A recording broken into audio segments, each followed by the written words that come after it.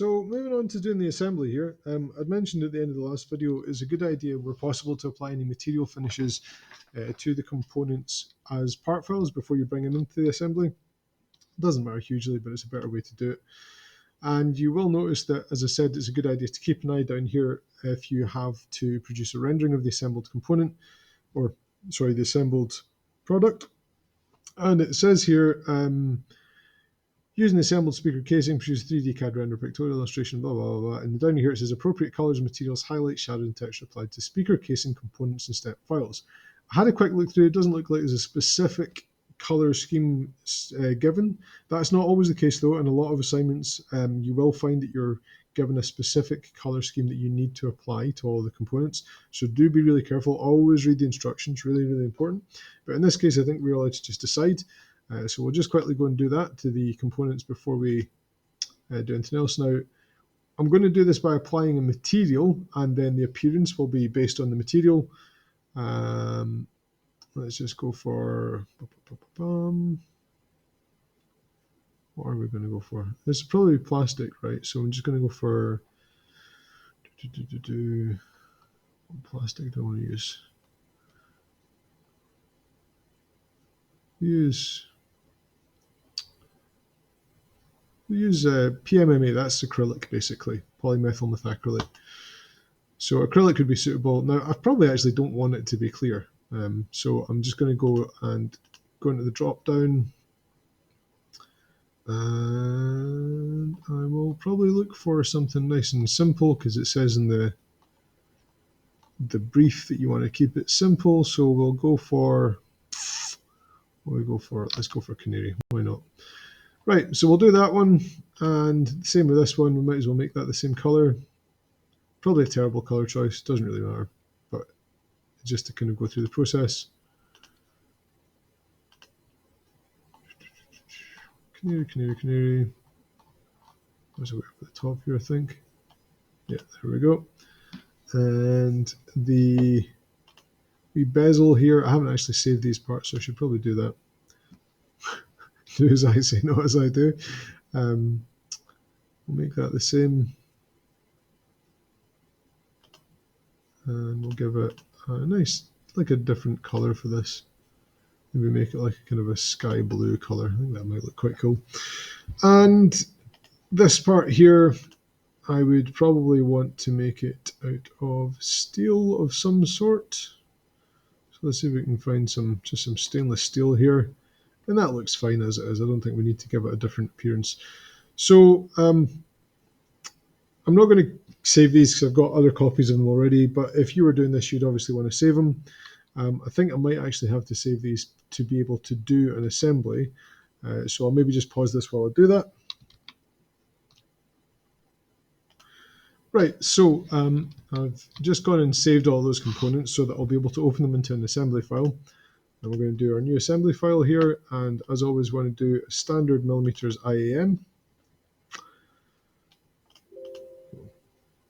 Okay. And try again.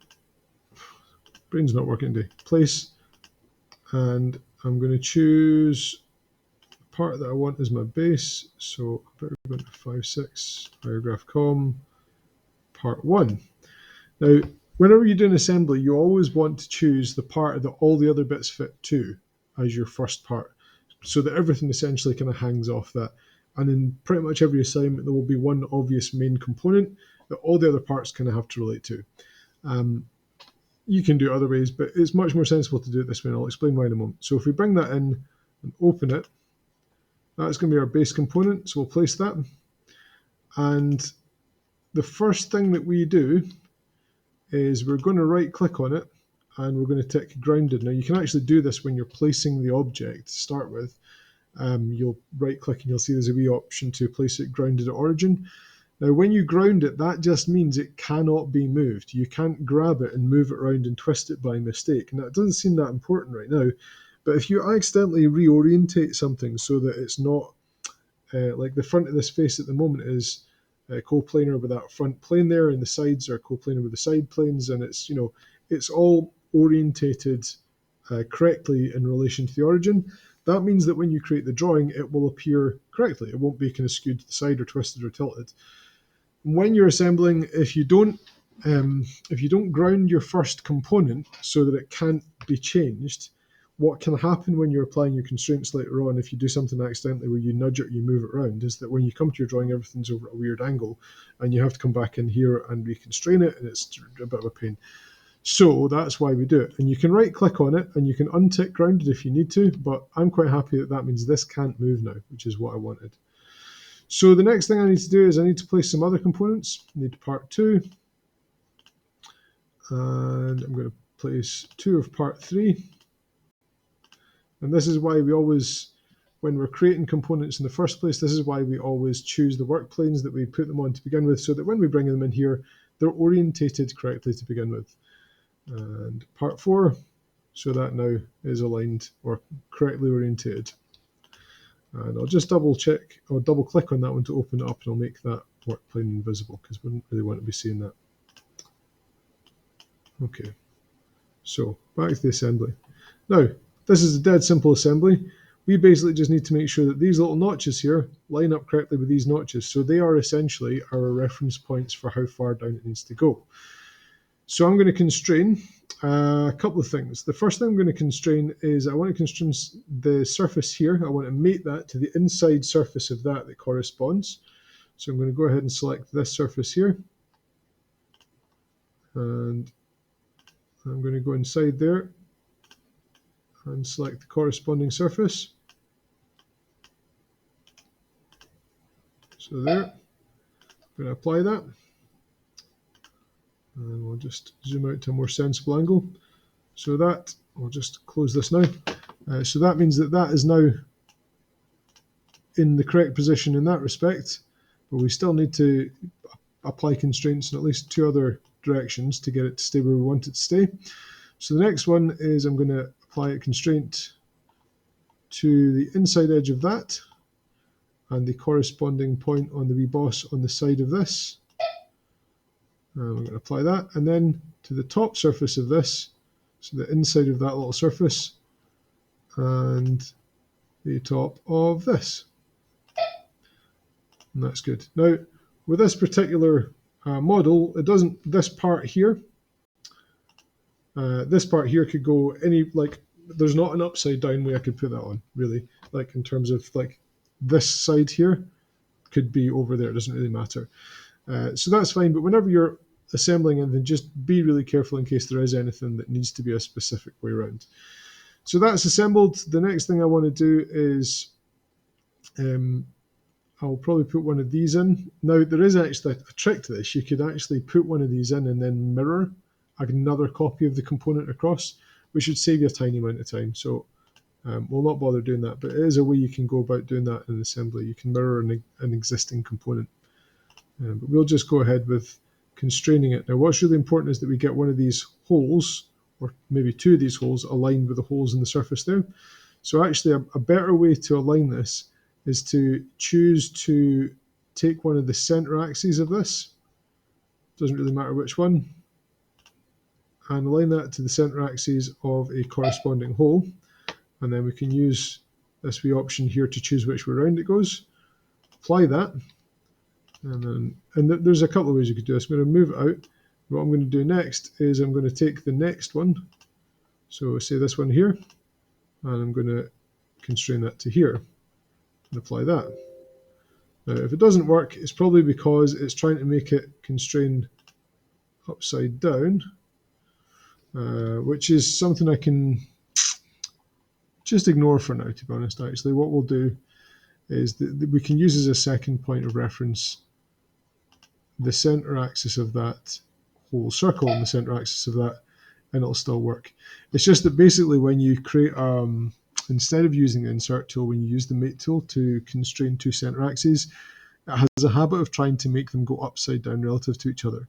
So because this constraint here was already keeping it the right way up, when we tried to make one between that peg and the other hole, I think it was trying to make it flip upside down. It couldn't, and that's why we got the error.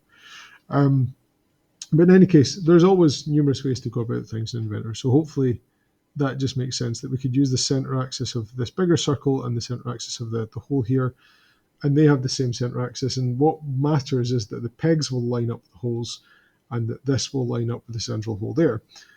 So we can apply that, and finally just do a mate between that surface and this surface here, and apply that. So now that that's done, we just do the same thing with the other component. Now you'll recall I did say you can actually mirror a component. So if I get the origin of this, so if I just make it visible and find the plane that goes through the middle of it. We can also use the origin planes from the assembly. If they were, or if this is grounded and it's on the origin, so this origin here, I'm not certain it is, I think it might be, but I'm not sure. But in any case, I know that's definitely the center. So if we wanted to, we could use copy, I'll try again, not copy, mirror. We can choose that component and we can choose that mirror plane. And you'll see that that will give me, just click OK here. That will give me another copy of this part exactly where I want it here. And it will apply all the constraints to put it where I want it to be. So it saves me a little bit of work here. I can just delete that component. Doesn't really matter which way you go about it. Get the same result either way. That's just probably slightly quicker. I will now do the last wee bit at the back here, which is just getting that constrained. So the key thing is that we're going to need center axis constraints between the two pegs to get it in the right position, and then we're going to constrain the top face so it has an aligned constraint with the top face of this. So use our constraint, center axis. Center axis, really important not to get the wee green dot because that's the point at the end there, it's not the axis. We always make sure we're looking for that dashed line. And when we've done that, we will do the same to the other one. Now, at the moment it looks fine, but we could accidentally move it, which is why we want to fully constrain it. So we should be able to constrain this to here, and that will force it to be where we want it to be exactly. And then all we need to do is constrain that top surface as an align with that one, and we're good. So that now is where it's meant to be. It's all constrained, aligned, and done. Ready to move on to the next part.